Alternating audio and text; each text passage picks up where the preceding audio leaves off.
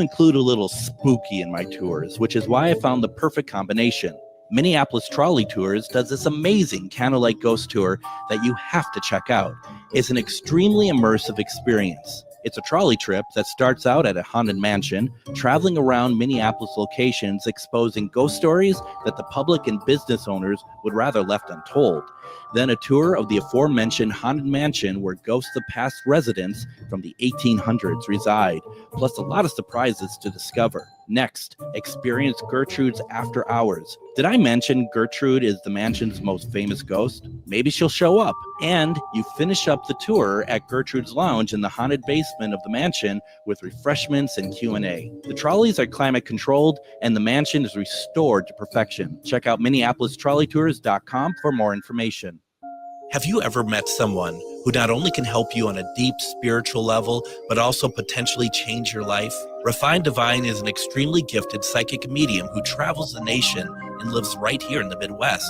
And she offers mediumship, mentorship, house and business parties, energy healing, palm readings, and so much more. Refined Divine has helped thousands, and she can help you. Hi, this is Psychic Medium Deb. I cannot wait to hear from you. You can go to refineddivinepsychic.com.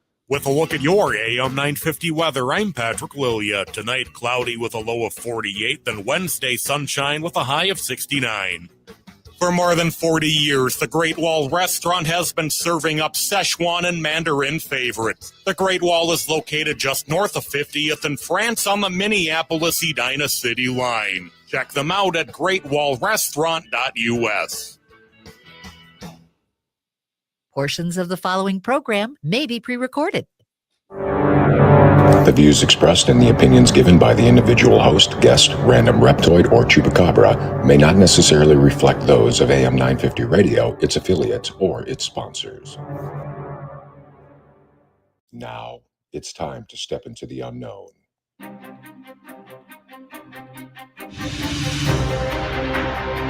There are things people experience but never talk about. A shadow moving in the corner, flickering of the lights, a disembodied voice. We invite you to talk with us. Share your story, share your experience, because this isn't just your story. This is our story. This is GhostBox Radio with Greg Bakun. And this is GhostBox Radio on AM 950, where every night we talk about the paranormal, ufology, Bigfoot, and so much more. My name is Greg Bakun. Thank you so very much for joining me on this post-Easter Tuesday.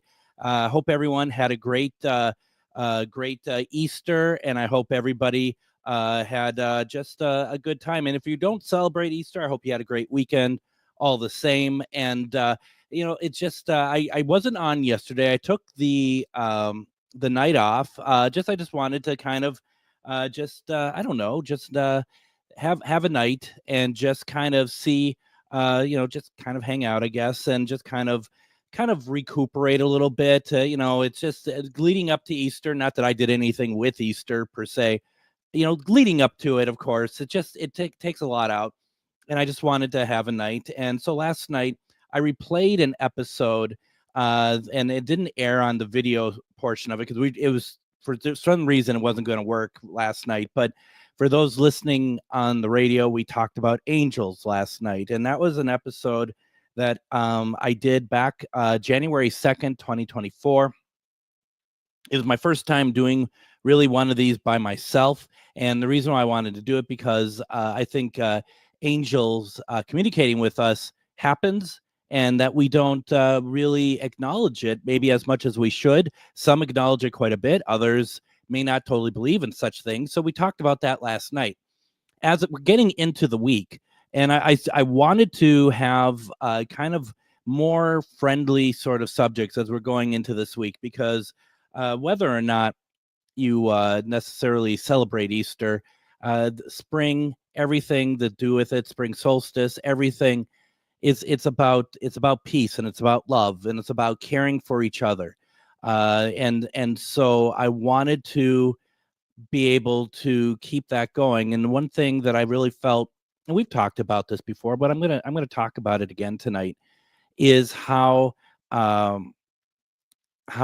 loved ones from that have passed communicate with us.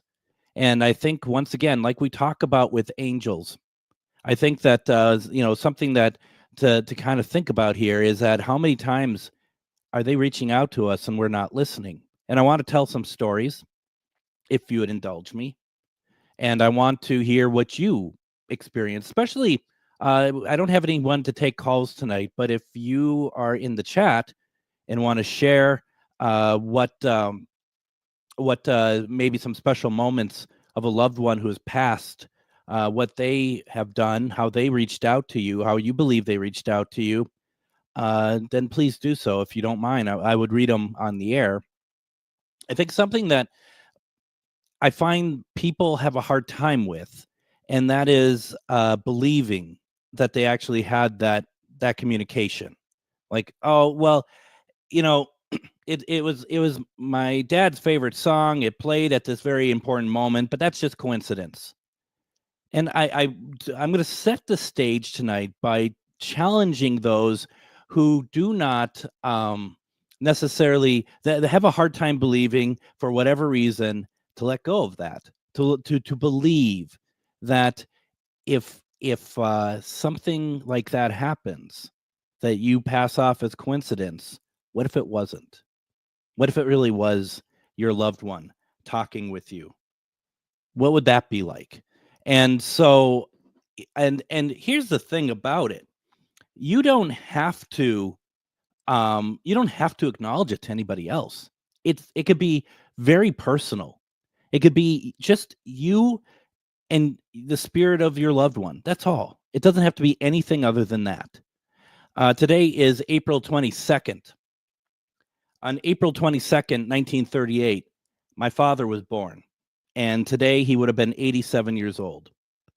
And so with that, I had lost him 10 years ago this June. And it's whatever people say about losing a parent generally is true. You don't get over it. You learn to live a new style. You learn to live life differently. Doesn't mean that every step there forward after losing a parent, or in my case both parents, it doesn't mean that you have to live a life of sadness. You able to adapt. You able to turn that sadness, at least for myself, and I hope for more than just me. You take that sadness and you turn it into great memories. You turn those into great moments. You turn those into moments when you think about the great times you've had together. And sometimes it's hard not to canonize your family when they pass. Start thinking of dad as almost saintly, because he's no saint, but he was a good man.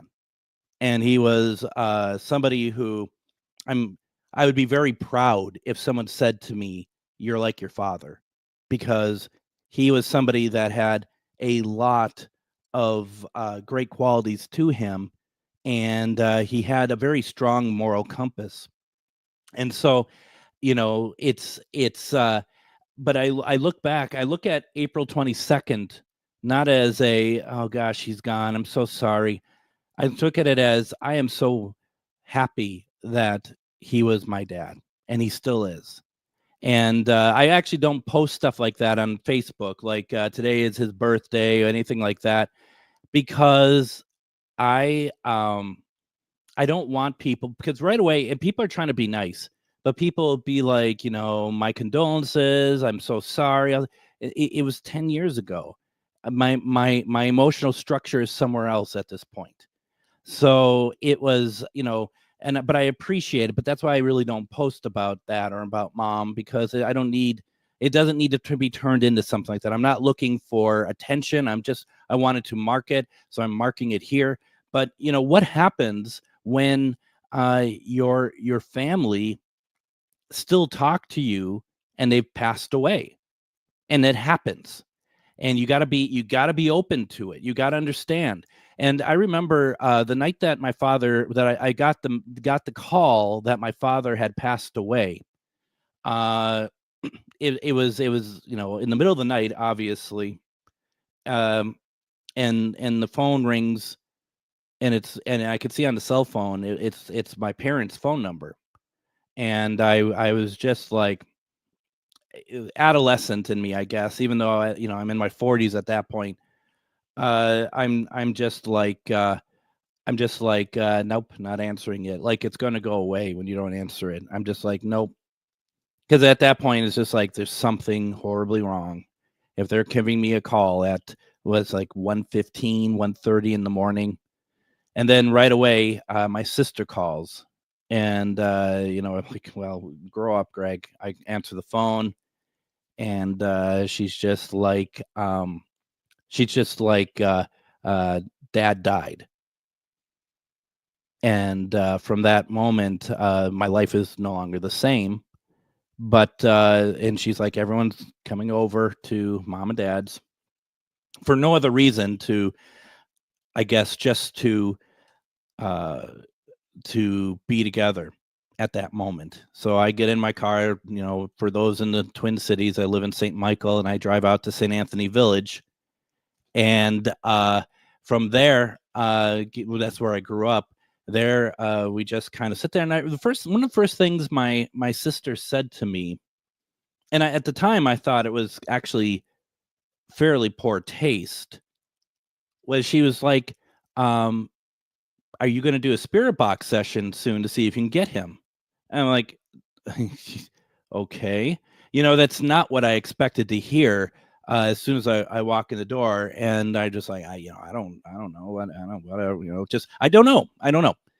Um, and so we spend time there, and it's around 4 something in the morning, and I decide I need to go downtown Minneapolis where I worked to get my laptop. I knew I wasn't going to be there for a while. I get down to I used to work at a building called the Wyman Building. I worked at Carmichael Lynch, an advertising agency, and they reside in the Wyman Building, a wonderfully haunted location, kitty corner from Target Field. Down in the main level used to be where Prince had his nightclub, Glam Slam.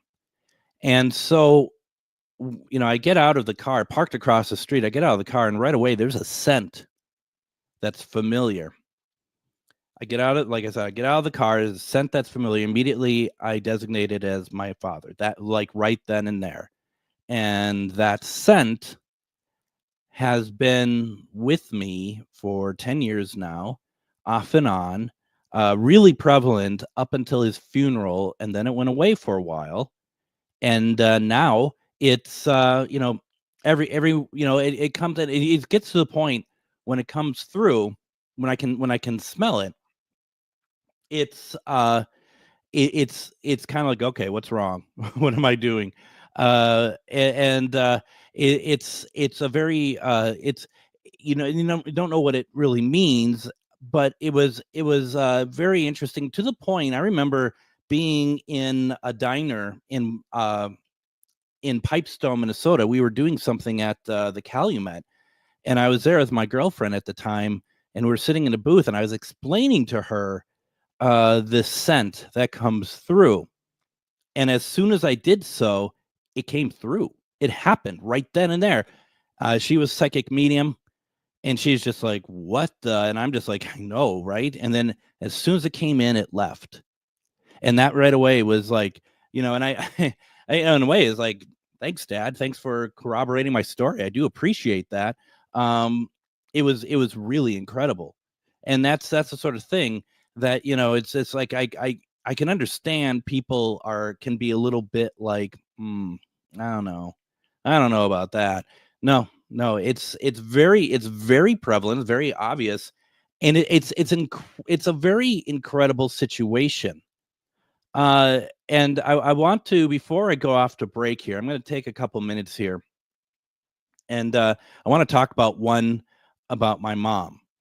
And I've talked about it before. And for those of you who are watching on the Facebook stream on GhostBox Radio with Greg Bakun on Facebook, or Get Haunted or Parallax, I'm going to show a picture too. When my mom, there was a point that my mom had decided that she was going to forego surgery to possibly help her. She's been sick for about 9 months, and no one could really figure out what it was. And we start, she's told there is something that they could do, some sort of operation, but more than likely it was going to drastically affect the quality of her life. And if she doesn't get this operation, she will pass away. And so she decides that she is ready to pass. She's ready to go. And I visit her in the hospital. This is right after Labor Day in 2019. And I visit her in the hospital, and she's very cognizant. And we have a great conversation. And we said our goodbyes because for some reason it didn't feel like that things were ever going to be the same again. And they weren't. The next day I came out there, and my sister was with me, and Mom was very much, she knew who we were, but she's very much, we thought she was on morphine. That's what we thought. We thought that she was on morphine. She was, to us, kind of I guess you could say, loopy, perhaps. She knew who we were, but she kept saying that her mom and dad are beckoning to her, and that she's just like, asking them to help her go home. She kept saying that, take me to the green, green grass of home, she kept saying.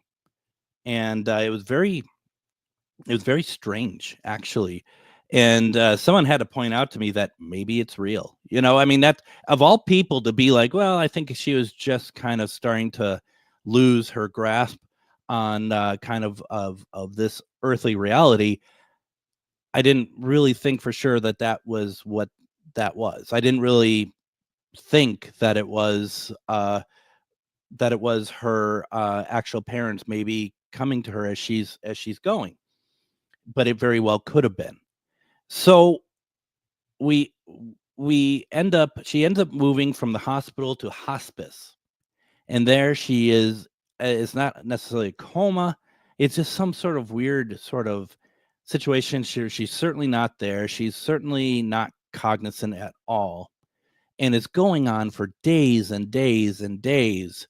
And she just won't pass. She won't cross. Tried everything, and I have a fair amount of resources of people that I can call on to be like, can you help us here? And none of it was working. No, we couldn't get her to cross, and she needed to cross because she was in a horrible state. And I remember one night it's probably like day 5 or 6 in hospice. And, my sister already got a priest to give her last rites like days ago. And I get into my truck. And once again, I'm not in St. Anthony this time. I'm in New Brighton. That's where the hospice is. Driving back to St. Michael. And I'm just like, Dad, what the heck is going on here? You got to intervene. Why hasn't she been able to cross it? I was very upset and very vocal to him. And I was just like, Mom has a lot of pride. She would not want people to see her this way. Why hasn't she been granted to cross yet? What is going on? Why can't you help? I gave him the riot act for 30 minutes because that is how long it took to get home. And I felt bad when I got home because first of all, you never talk to your parents like that. I've never talked to them that way. But I was so frustrated. I was so upset. So what I did when I got home, I took out my Ovilus and I just turned it on to see if anything comes through. And for those of you who are unsure what the Ovilus is a little box. It has a screen on it, and it has words that just come up. And the belief with that is that the words are picked by spirit to come up and be on the screen. And so I just, and that spirit picks the words. I turn it on, and remember, this is after I had this very long, heated, one-sided, I thought, conversation with my father. And what came up, and for those who are watching on Facebook, this is what came up. And it says, first word, heard, and then release. And I had the Ovilus going for about 40 minutes after that. It came up right away. I had the Ovilus running for about 40 minutes. No other words came up at all. Heard and release. What ended up happening was around 1:15, 1:30 in the morning that night, I get a call from my sister saying that mom passed away. And that was truly one of the most impactful things I ever got through a device, because it really showed that, sometimes, especially those Oviluses, will have stuff that doesn't necessarily resonate at all in any possible way. This was not only 100% accurate, it was something that no other words came through. Nothing else came through to dilute that message. It was just that. And that was pretty incredible. And I just find that to be really something pretty special. So definitely, that is definitely one of my favorite things. What I want to do, let's go ahead, take a break here. When we come back, I want to continue this conversation. If you have something in the comments, let me know about loved ones reaching out to you. And we will just continue this going. I have plenty of stories of loved ones reaching out to me. Don't go anywhere. You're listening to GhostBox Radio on AM 950.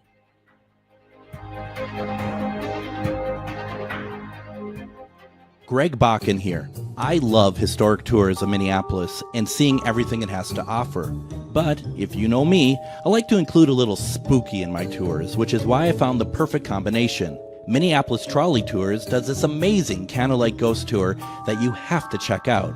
It's an extremely immersive experience. It's a trolley trip that starts out at a haunted mansion, traveling around Minneapolis locations exposing ghost stories that the public and business owners would rather left untold. Then a tour of the aforementioned haunted mansion where ghosts of past residents from the 1800s reside, plus a lot of surprises to discover. Next, experience Gertrude's After Hours. Did I mention Gertrude is the mansion's most famous ghost? Maybe she'll show up. And you finish up the tour at Gertrude's Lounge in the haunted basement of the mansion with refreshments and Q&A. The trolleys are climate controlled and the mansion is restored to perfection. Check out MinneapolisTrolleyTours.com for more information. Have you ever met someone who not only can help you on a deep spiritual level, but also potentially change your life? Refined Divine is an extremely gifted psychic medium who travels the nation and lives right here in the Midwest. And she offers mediumship, mentorship, house and business parties, energy healing, palm readings, and so much more. Refined Divine has helped thousands, and she can help you. Hi, this is Psychic Medium Deb. I cannot wait to hear from you. You can go to refineddivinepsychic.com. Greg Bakun here. Like you, I love good, fresh, delicious food. So I want to tell you about this treasure in Roseville called Maverick's Real Roast Beef. Maverick's has the best roast beef sandwiches I've ever had. Made fresh every order. Add fries or onion rings dropped in the fryer when ordered, and you have a winning combination. Maverick's Real Roast Beef has a lot more than roast beef, so check out their website, mavericksbeef.com, or check out their restaurant on Lexington in Roseville. It's that time of year again where the weather is getting nice and it's time to get out of the house for some family fun. Lily Putt is the perfect place and is open for the season. Be the first to take on their newest escape room, The Bunker. It's intense, exciting, and totally unforgettable. Prefer spooky? Try the Haunted Mansion. When you're done escaping, hit the mini golf course, go-karts, and jump pads. Lily Putt is perfect for parties and group events too. Visit lilyputt.net for hours and start your spring adventures at Lilyputt.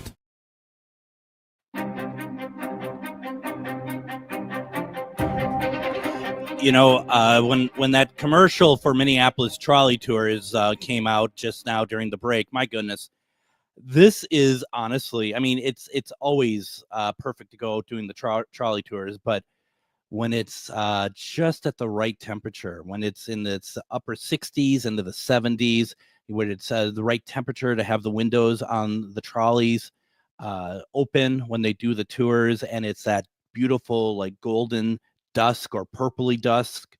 You got to check it out. You got to go to the Minneapolis trolley tours, go to the haunted locations. They do a true crime tour. Their mansion that it all takes place from 300 Clifton. I mean, honestly, it is everything about what they do is on a different level than almost anywhere else. And you got to go check it out. If you've done it, go again. The weather is nice and they're good people. And I'm looking forward to going again. I'm hoping that maybe we can get in, do something with them again soon. I absolutely love it. We did that Halloween adventure with them last year, and that was a lot of fun. So just go check it out. What you need to do is go to minneapolistrolleytours.com, and from there, all you need to do is sign up, figure out what tour you want, go to the tour calendar. The tour calendar is going to have a list of everything that has coming up. And as they say on the site, hop on board. I mean, honestly, that's all you really need to do. You're going to have a great time. Great people. People really get into it. They go to a lot of great locations. You definitely want to give it a shot. Check it out, minneapolistrolleytours.com. Let me know if you go, and also please let them know that you heard about this on GhostBox Radio, because we want to show them how much we support them. Really appreciate that. Speaking of support, I always say this: if you're watching me on GhostBox Radio with Greg Bakun on Facebook, can you send some stars my way? Sending stars just gets the algorithm to show Facebook that they can promote us in other ways and get us out there a little bit more. You know, I'm not ashamed to say, I mean, what we want to do is be able to get more people to watch and take part. It's a lot of fun. I really enjoy doing this. So if you're able to, please consider doing so. Another way to support GhostBox Radio with Greg Bakun is becoming a Patreon member. It starts as low as $3 a month. And what you end up doing is you're promoting, you're supporting the show, the page, allows us to do some stuff that, get some new equipment and stuff, because even though I air on AM 950, I'm fairly separate from them. I'm blessed that they allow me to air, but all the equipment that you see that I'm using here right now, it's not the station's, it's mine. And it just helps me to get new gear and just kind of keep things going. And I'd greatly appreciate you considering helping me. That's patreon.com/GhostBox Radio. Like I said, it's as low as $3 a month. Thank you very much for considering doing that with me. I really appreciate it. Tonight, we're talking about communicating with loved ones from the dead. And let me see here. Joshua, he posted in the comments, he said, my brother lost his life on May 17th, 2017. I'm very sorry to hear that, Joshua. 8 years later, I found some personal journals of him that I couldn't part with. We burned the majority of them because they were private. I find it strange, almost 8 years to the anniversary of his death, also his birth, that I found them. I haven't seen them in years. I think I'll release them to the universe on May 17th. I'm presuming this year. First of all, Joshua, that's beautiful. And I guess, I don't know. I mean, and I think your mileage varies. And he said he's a huge writer. I think your mileage varies on this sort of thing. Part of me is like, even though I appreciate that they're private and I wouldn't read them, just knowing that you have something of theirs that is in their writing, their hand. To me personally, I'm not sure, unless of course, like if like a family member of mine was like, I do these diaries, and once I go, please throw these out. Obviously, then. But if they don't say it, I part of me would probably personally keep them. It doesn't mean I would read them, but I mean, I just knowing that they're never going to write. They're never going to handwrite again. That handwriting will never happen again. It'll never be duplicated. I guess, like I said, everyone's approach and journey on this is different. That's where I went with that right away. And I hope that that whatever you decide to do with that that you feel how you want to afterwards, that you get the response, the positive feeling that you want from that. It's, it's always strange. People people are weird around death, aren't they? And it just kind of, I don't know why this makes me think of this.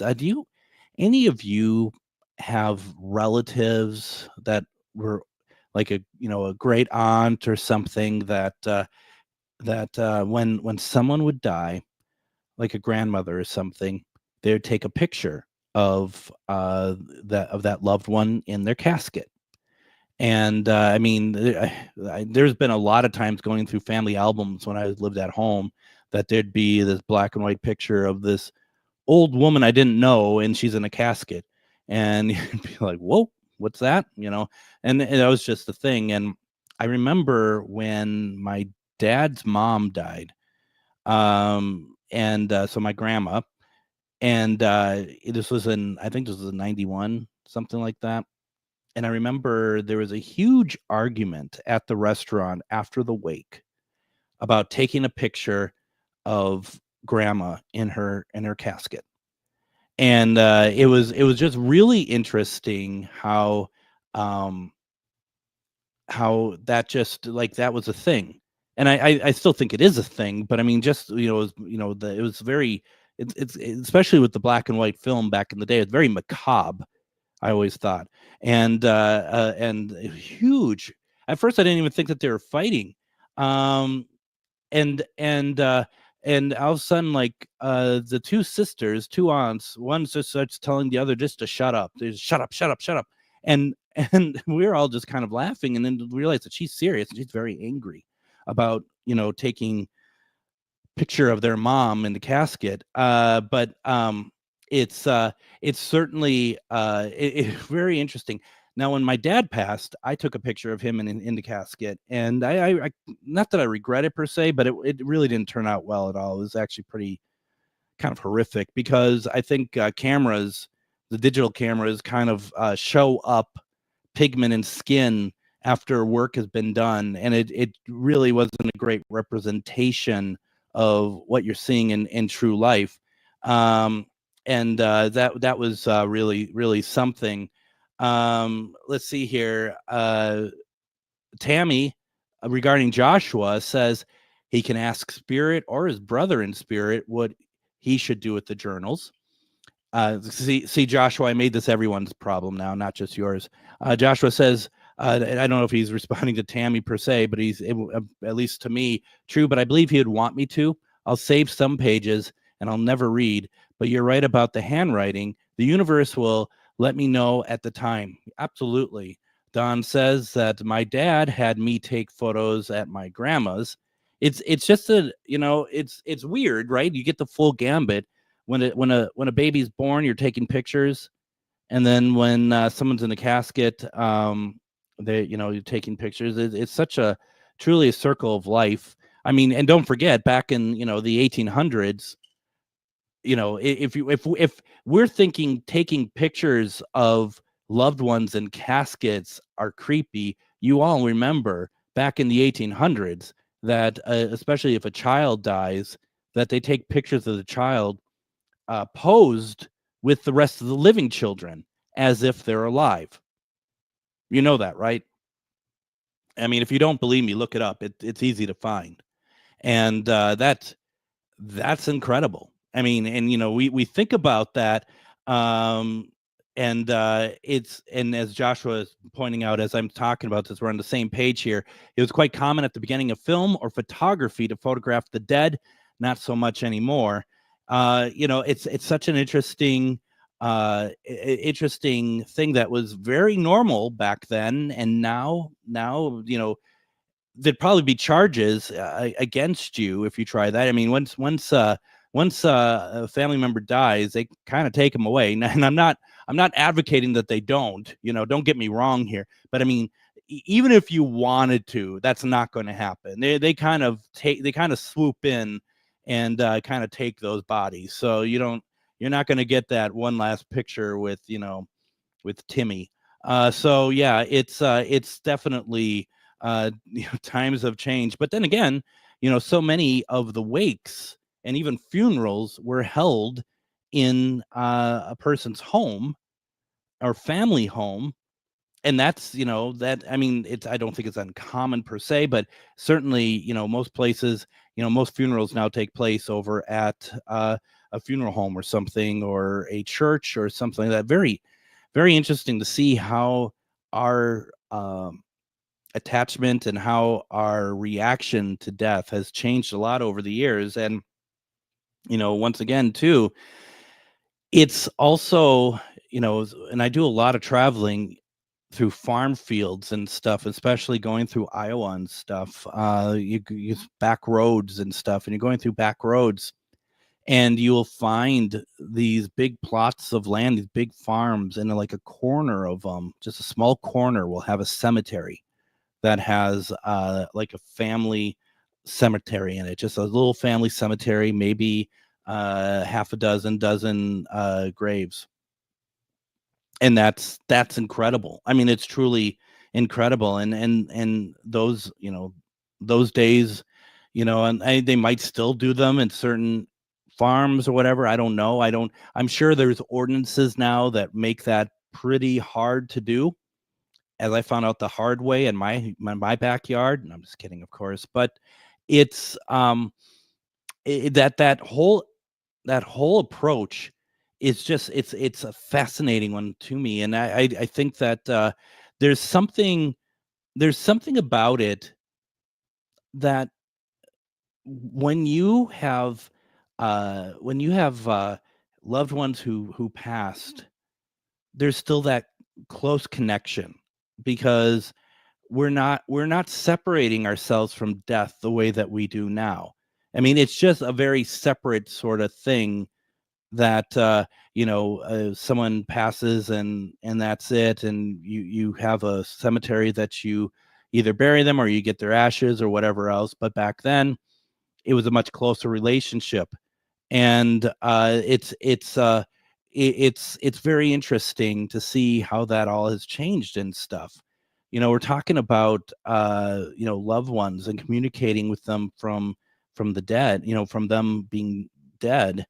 And personally, for me, I think, as I mentioned in the first segment, I talked a lot about my father, and there's a lot.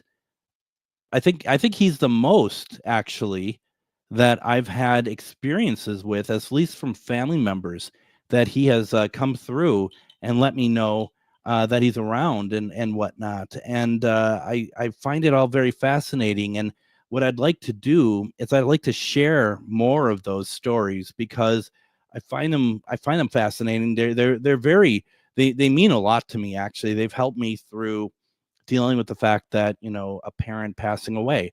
I would like to know if you have any, put them in the comments so we can talk more about it. So let's go ahead. Let's take our next break. And like I said, when we come back, let's talk more about communicating with loved ones from the dead. It's going to be very interesting. I'd like to hear what you have to say. Don't go anywhere. You're listening to GhostBox Radio on AM 950.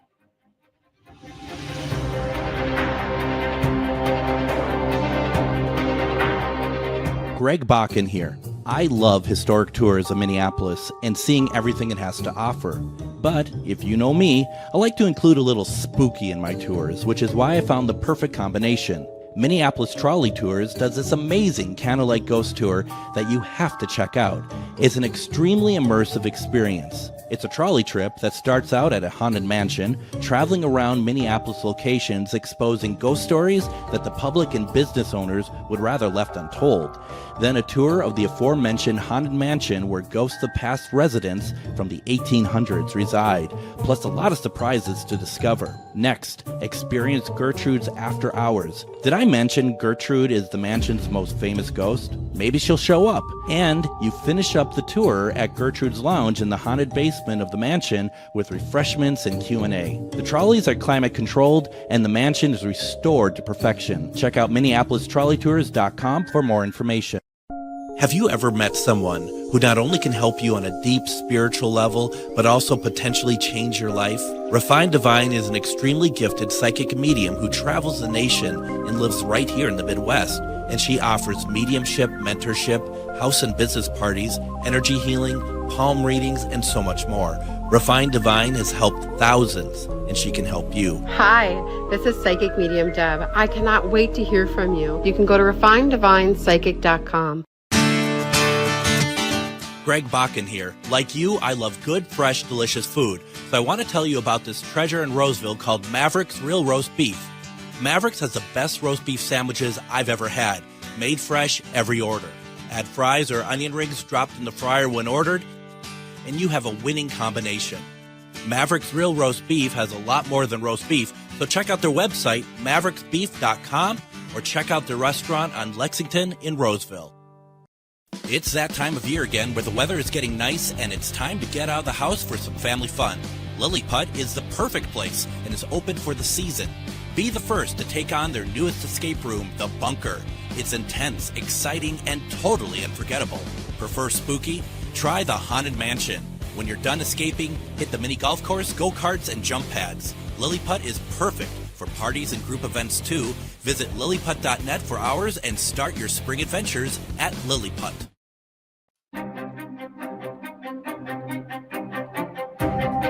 And join me tomorrow on GhostBox Radio with Greg Bakun. As everybody knows, Pope Francis has passed away. He passed away yesterday, Monday.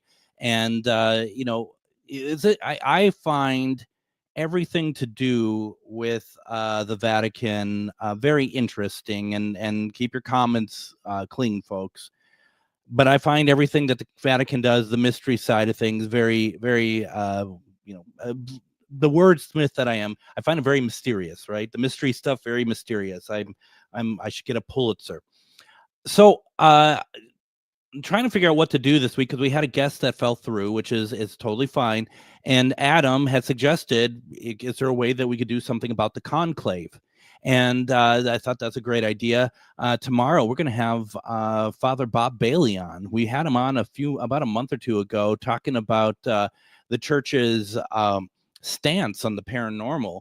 But we're going to have him with us tomorrow, and he's going to walk through some stuff about what happens after a pope dies. What happens at the Vatican? How do we get to where we are, where we see white smoke? How does that all work? I think it's going to be a fascinating conversation. Is it paranormal? Not really, but I think it's going to be a lot of fun. And I think that I hope that you all join. I think it's going to be a very interesting conversation. We're having a very interesting conversation right now, though, aren't we? We're talking about communicating with loved ones from the dead. In our last segment here, a couple of folks have put something in the comments. Let's read them. Joshua says, my dad died on my first birthday. We have a lot of death dates on actual birthdays in my family or children's birthdays.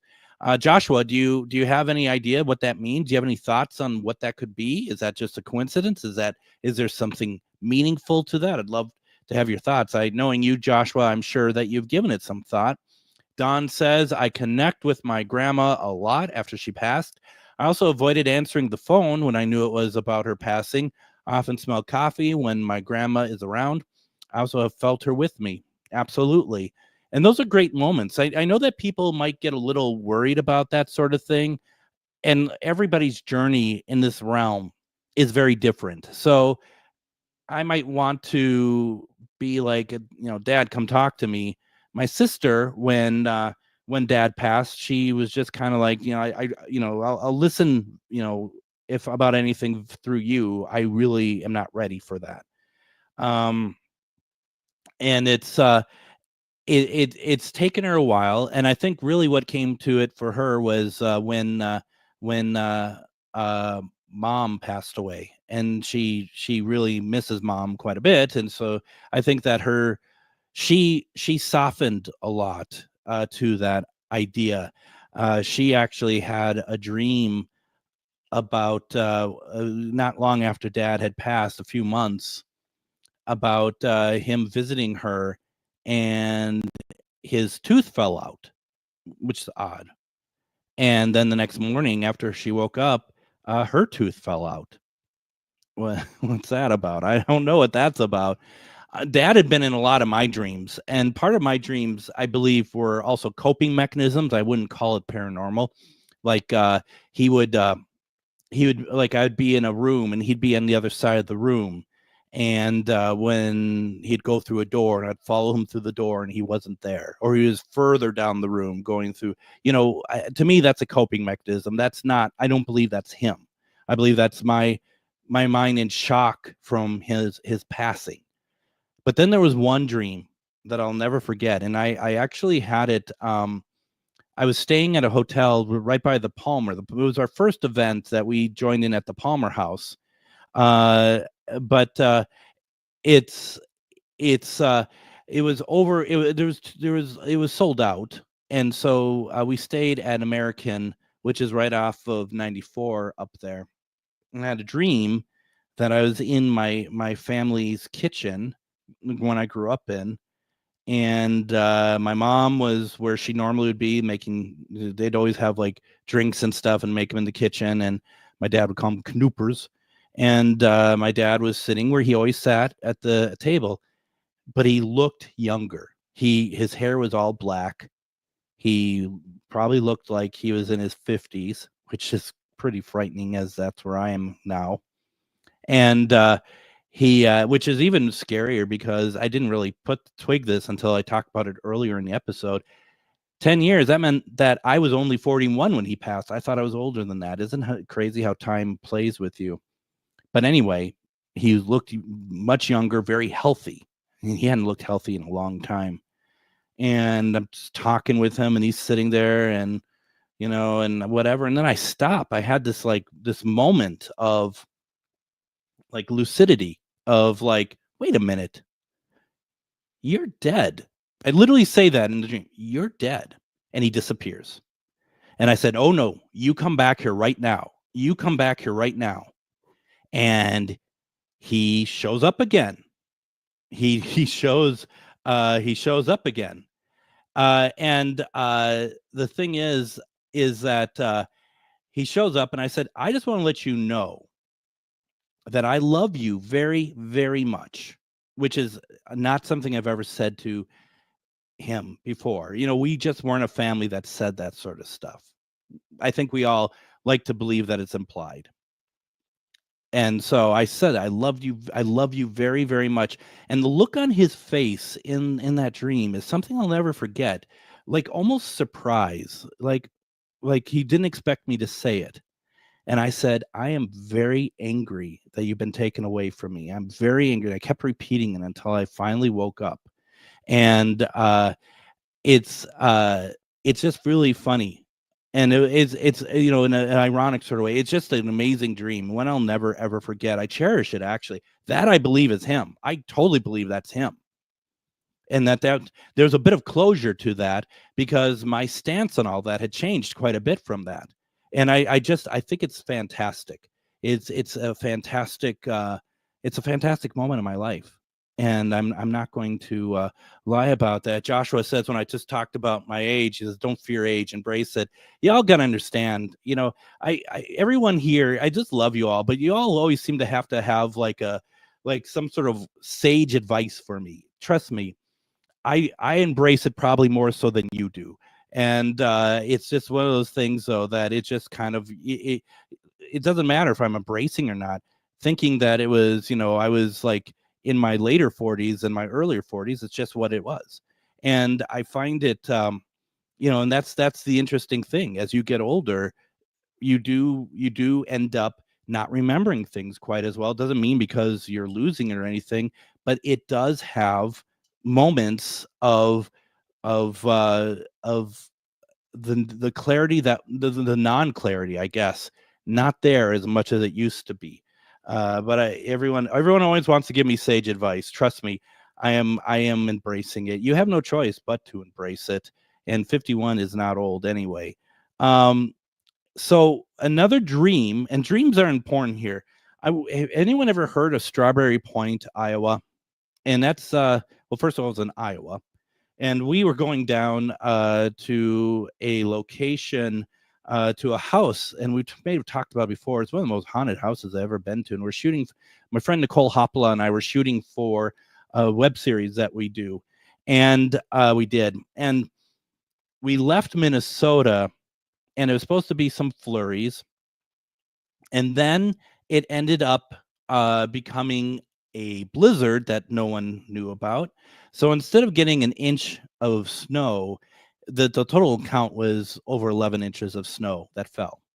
And I'm driving my my Ford Fusion. I'm driving down this highway, and because I'm such a great driver, I lost control of the car, went into oncoming traffic or the other lane. Luckily, there wasn't any, and went into a ditch, and it felt like we were going to flip. And we went over, and the car was moving kind of that direction, and then it moved back. And I'm like, whoa, okay. And we get out of the car, and it's just like, oh, this was close. And let me get the car out of the ditch, and I'm struggling with getting this car out of the ditch, just like go up the hill a little bit, slide back down, go up the hill. And Nicole is just like, do you mind if I try? And I'm like, sure, sure, go for it. She gets in, get right up the hill, and she's right back on the road. And it's like, I really shouldn't probably drive cars. And she took the drive the rest of the way, which was harrowing to say the least. It was horrible, absolutely horrible. We didn't get to Strawberry Point. We had to stop somewhere because it was so bad. And we're in a hotel room, and I'm asleep. And I'm in the hotel room in my dream, and there's Dad. And I'm like, Dad, did you stop the car from flipping? That's what I said to him. And he just shakes his head as yes. Didn't say a word, just yep.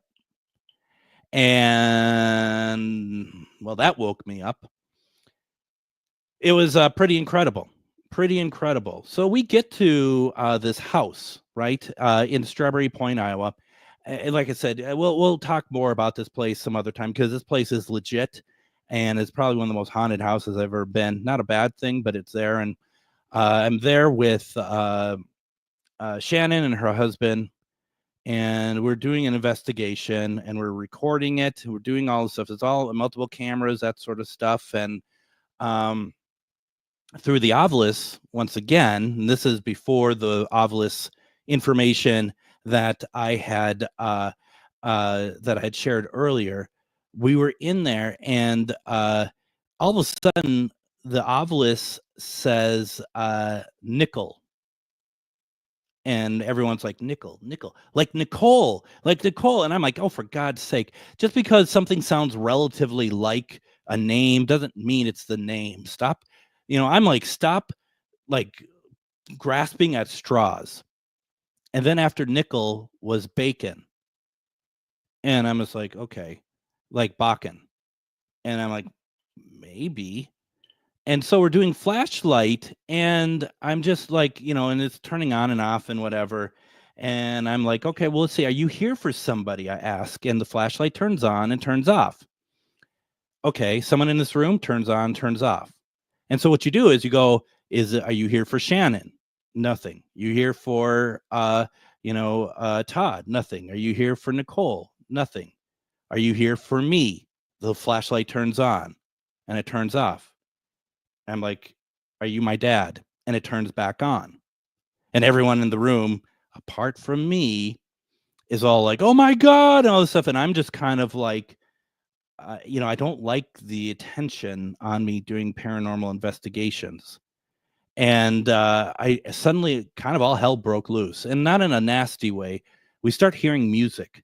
Like, where's this music coming from? We start, we start getting, it gets cold in there. There's another scent, and it's the scent that when my dad wore cologne, and don't judge him, it was Stetson, that showed up out of nowhere. It became very obvious that he was there. Other spirits were there.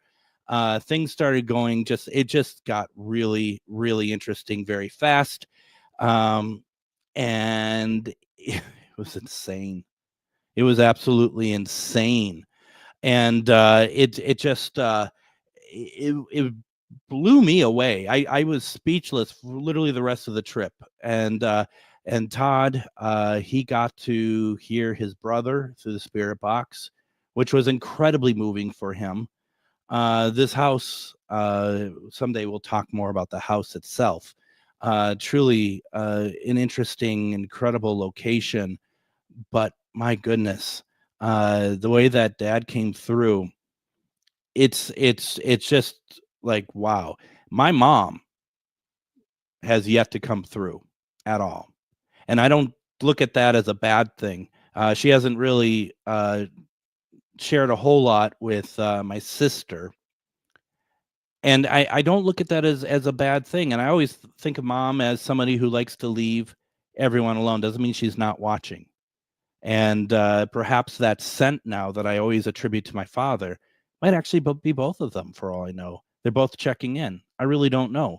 It's such an interesting thing, and I love the idea that I know and I don't know, but I do. One thing I do know is I feel blessed that they're around me. They're around me, as I've bored you all with for the last few months. Linus is around me. I've seen Dave. I've seen AJ. All my cats.